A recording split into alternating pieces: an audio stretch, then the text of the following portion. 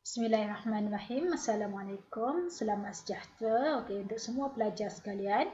Okey, saya Cikgu Zainab binti Samilan. Hari ini kita akan masuk kepada subtopik dalam bab 1 iaitu 1.1.3 mengesan unsur persamaan dan perbezaan untuk pengecaman corak dalam sesuatu situasi.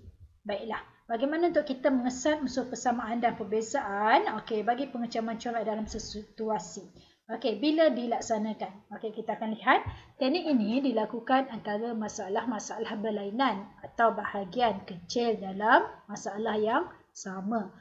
Kenapa? Tujuan dia adalah untuk menghasilkan satu idea atau penyelesaian bagi masalah yang sama ataupun corak yang sama. Dan yang ketiga, tujuan dia supaya masalah-masalah ini lebih mudah diselesaikan kerana menggunakan kaedah yang sama.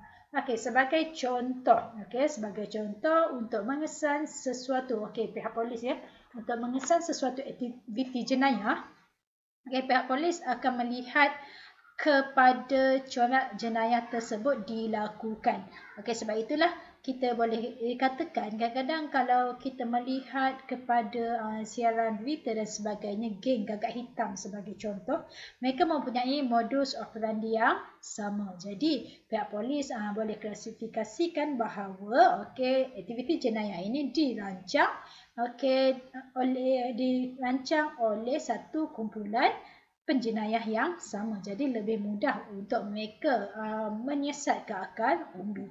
Samalah juga seperti kita, bagi seorang baker ataupun seorang pembuat kek yang kita kata yang telah lama berkecimpung dalam bidang baking, jadi apabila kata dan dia mempunyai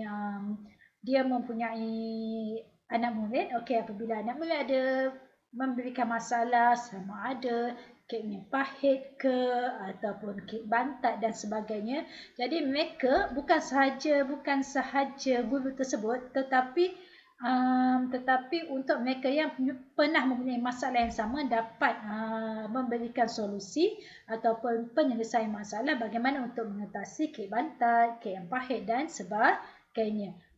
Itu contoh bagaimana untuk kita melakukan teknik pengecaman corak. Samalah juga kalau gamers kan, awak suka main game dan sebagainya, kadang-kadang kita main game tapi kita tak tahu, mungkin kita tekan sesuatu setting tu tapi kita tak tahu macam mana. Jadi awak tak bolehlah sebagai kita kata gamers, awak bertanya kepada orang yang tidak tahu teknik bermain game tersebut, cara untuk bermain. Awak akan tanya kepada mereka yang pakar, betul tak? Jadi sebab apa kita tanya kepada yang pakar? Sebab mereka lebih tahu kepada pengecaman corak. Ataupun pengecaman corak ataupun mereka lebih tahu penyelesaian masalah sebab mereka telah berhadapan dengan masalah-masalah yang lebih kurang sama. Kalau awak nak bertanya kepada individu ataupun golongan yang tidak berpengalaman, masalah tersebut mungkin boleh diselesaikan tetapi mengambil masa yang agak lama. Ataupun untuk awak menyelesaikan masalah sendiri pun boleh juga. Mungkin awak menggunakan beberapa aplikasi. Kali pertama awak tak boleh buat, awak susah. Kali kedua awak try and error dan akhirnya bila awak laksanakan ataupun jalankan aplikasi tersebut ataupun aktiviti tersebut, bila berhadapan dengan sesuatu isu, lebih mudah untuk awak mengecam. Mengecam ataupun mengesan kenapa kesalahan tersebut terjadi, kenapa kesulitan tersebut terjadi. Dan mungkin awak juga boleh jadi pakar rujuk daripada kepada kawan-kawan yang lain. Kita lihat, yang ini saya telah berikan, kita kata ini sebagai brainstorming. Saya telah berikan tugasan ini pada kelas yang lepas. Soalannya ialah tentukan 10 perbezaan antara kedua-dua gambar. Kenapa saya bagikan gambar ini? Sebab ini adalah salah satu yang teknik pengecaman corak yang kita lakukan tanpa kita sedar. Boleh lihat tentukan 10 perbezaan. Untuk menentukan 10 perbezaan, kita perlu mengenal pasti pattern atau corak yang sedia ada. Saya tak boleh bagi awak soalan. Okey, tentukan 10 perbezaan dalam gambar tersebut. Saya hanya bagi satu gambar sahaja untuk awak cari perbezaan. Tak boleh sebab awak tak ada clue. Kan? Jadi sebab itulah selalunya soalan ini dia akan berikan dua gambar untuk kita kenal pasti perbezaan. Jadi untuk siapa yang dah buat, kita semak perbezaan. Okey, yang pertama, okey di sini scratch, okey gambar di atas ada scratch, yang ini tak ada pun, elok saja, jadi itu perbezaan. Okey, yang kedua, okey ada apa ni? Ada item dekat atas meja tertinggal satu. Okey, yang ini tutup botol Okey, satu beza. Okey, kemudian yang ini atas meja. Okey, yang yang kelima. Okey. Sila lihat. Okey. Okey.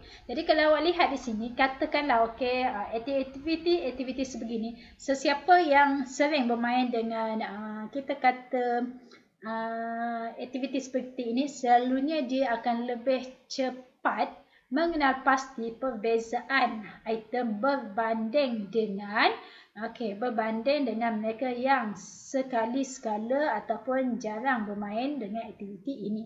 Satu, dia dah tahu, dia dah tahu bagaimana konsep untuk mencari perbezaan item. Yang kedua, dia dah ada teknik tersendiri. Berbeza dengan kita. Kalau sekali-sekala bermain mungkin akan mengambil masa yang agak lama. Itu yang pertama. Kita lihat simulasi dalam buku teks ada, awak boleh lihat. Simulasi penyusunan 4 orang murid dalam susunan menaik. Ini adalah simulasinya. Ada 4 murid dengan jersey 7, 5, 1 dan 2. Jadi daripada ini kita perlu susun. Kita perlu susun dia dalam susunan menaik. Sama juga kalau selalunya akhir tahun kita nak ambil gambar kan, gambar kelas. Sebenarnya bila kita ambil gambar kelas pun, juru kamera dia akan susun kita mengikut susunan menaik. Susunan yang tinggi di tengah ataupun yang rendah di kiri dan sebagainya. Jadi daripada sini, bagaimana kita nak lihat pengecaman corak, sama ada persamaan dan perbezaan, kita boleh kenal pasti daripada track dia di sini. Kenal pasti. Kita akan lihat di sini, persamaan dan perbezaan. Kalau persamaan, kita tahu tadi, kita nak bina susunan secara menaik. Jadi, di sini, jadi di sini, susunan secara menaik. Jadi kita akan bawa ke sini, 5 dan 7. Kita akan bezakan nombor sebelah dahulu.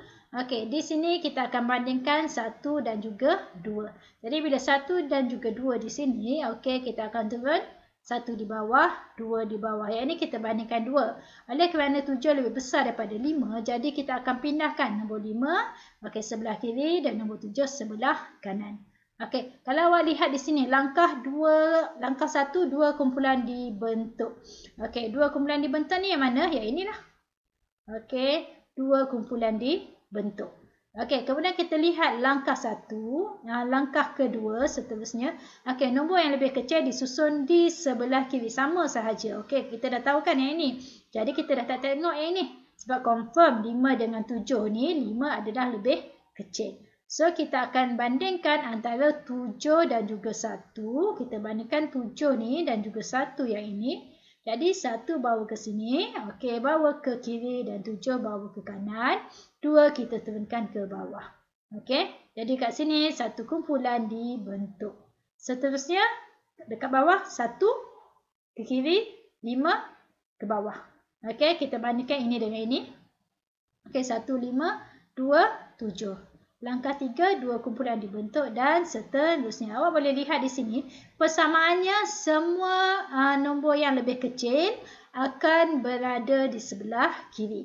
Manakala perbezaan dia kumpulan-kumpulan yang dibentuk. Yang ini 1 kumpulan dibentuk, Yang ini ada dua kumpulan dibentuk. Dua kumpulan dibentuk, satu kumpulan dibentuk, dua kumpulan dibentuk. Maksudnya di sini, okey, di sini pembentukan kumpulan itu secara berselang-seling. Satu kumpulan, dua kumpulan, satu kumpulan, dua kumpulan. Okey? Okey, jelas ya? Okey, itu yang pertama. Okey, kita lihat kepada contoh. Okey. Katakanlah, contoh katakanlah, apa nama? Sorry, sekejap.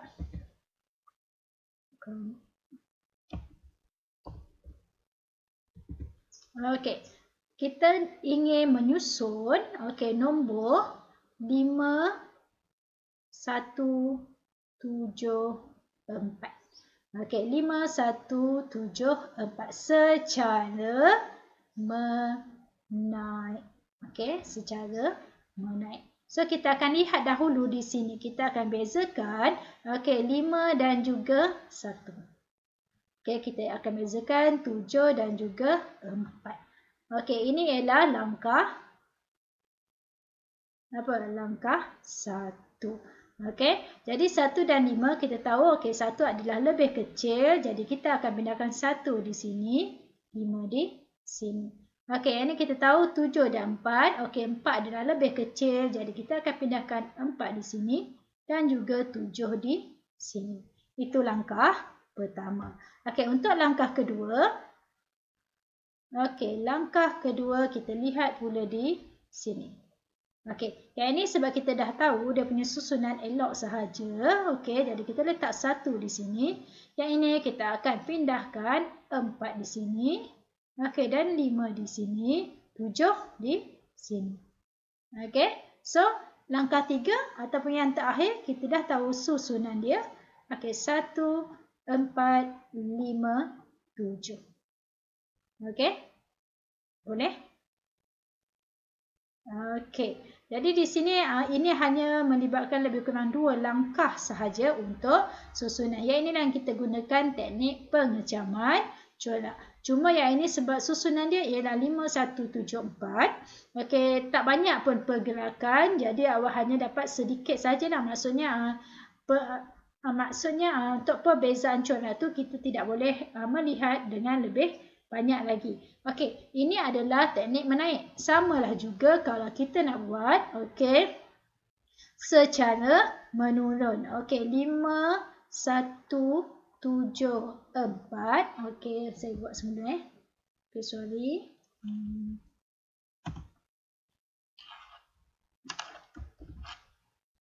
Okey, 5, 1, 7, 4.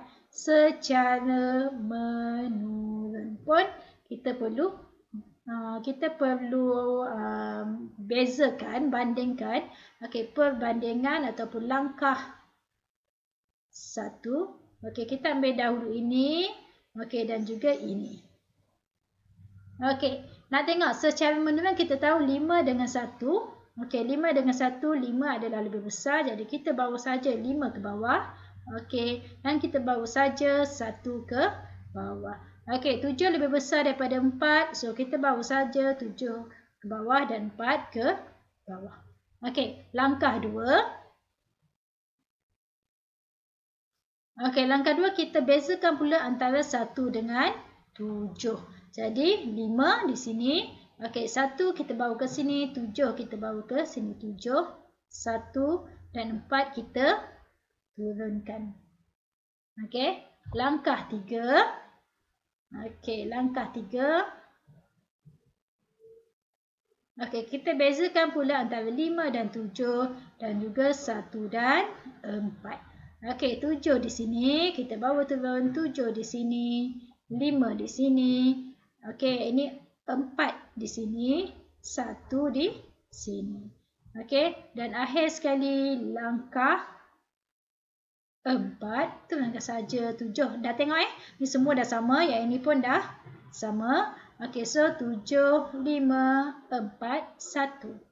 Okey, ini adalah cara bagaimana kita aplikasikan corak pengecaman corak. dalam teknik pemikiran komputasional, pengetahuan mencermat dalam penyelesaian masalah, ataupun kita kata sebagai simulasi lah, simulasi matematik. Tapi konsep ini pun, konsep ini awak perlu juga mahir, sebab soalan ini juga antara soalan yang akan keluar dalam peperiksaan. So yang terakhir, latihan pengukuhan aktiviti berfikir 1.3. Ini saya minta untuk awak buat dalam buku latihan. Sila buat dalam buku latihan. Nak hantar bila? Oleh kerana minggu depan kita akan bermula SPM. Hantarlah melalui Google Classroom. Hantar melalui Google Classroom. Dan esok insyaAllah saya akan, esok tu bermaksud kelas awak lah. Kelas awak esok hari Khamis. Hari Khamis saya akan post dalam Google Classroom. Boleh hantar di dalam Google Classroom untuk semakan saya. Jadi itu saja untuk aktiviti berfikir 1.1. Jadi kita akan jumpa pula untuk aktiviti yang terakhir sekali, aspek rating, membuat keputusan berdasarkan kepada aspek rating. Topik yang terakhir sebelum kita masuk kepada bab seterusnya, iaitu perwakilan data. Dengan itu sekian, terima kasih. Assalamualaikum.